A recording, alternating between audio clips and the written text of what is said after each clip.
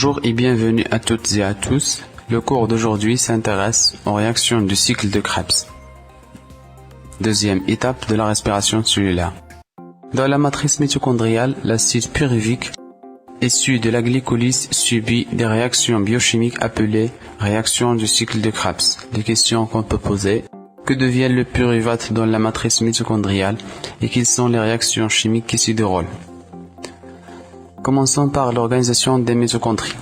Donc, une mitochondrie est constituée par une matrice, des crêtes, des ribosomes, de l'ADN mitochondrial, des protéines de la chaîne respiratoire, une membrane externe, espace intermembranaire et enfin une membrane interne.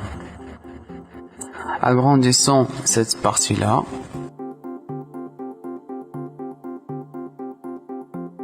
On va avoir une double membrane interne et externe. À l'extérieur, il y a le plasme. Entre les deux membranes, vous allez trouver l'espace intermembranaire et à l'intérieur, la matrice. Donc, en présence de dioxygène, l'acide pyruvique pénètre dans la matrice mitochondriale où il subit une dégradation totale grâce au cycle de Krebs. La première étape consiste à une décarboxylation et une déshydrogénation.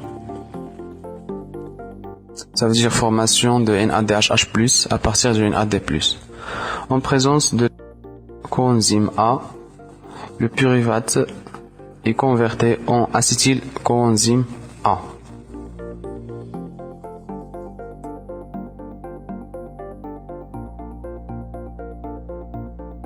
Donc l'acétylcoenzyme A à 2 carbones entre dans le cycle et se fixe sur l'acide oxaloacétique à 4 carbones pour former l'acide citrique à 6 carbones, puis le groupement coenzyme A se libère. Donc le citrate ou bien l'acide citrique subit une série de réactions de décarboxylation et de déshydrogénation grâce à des enzymes spécifiques pour régénérer à la fin l'acide oxaloacétique à 4 carbones. De nouveau, le cycle du Krebs va reprendre le tour. Donc, le cycle du Krebs généralement ne produit qu'une seule molécule d'ATP à partir du guanosine triphosphate. Donc, l'énergie chimique potentielle est produite sous forme de molécules riches en énergie. Ce sont les FADH2 et les NADH+.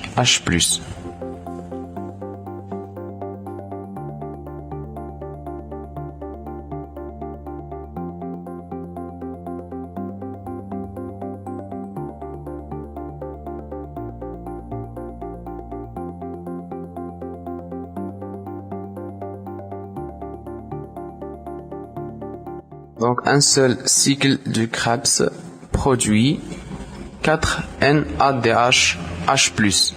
Le premier, le deuxième, troisième et le quatrième. Et une seule molécule de FADH2 et une molécule d'ATP. Donc, comment produire de l'ATP à partir de ces molécules NADH+ et FADH2 et où est-ce qu'il y aura intervention de dioxygène? C'est ce qu'on va voir la séance prochaine. À bientôt.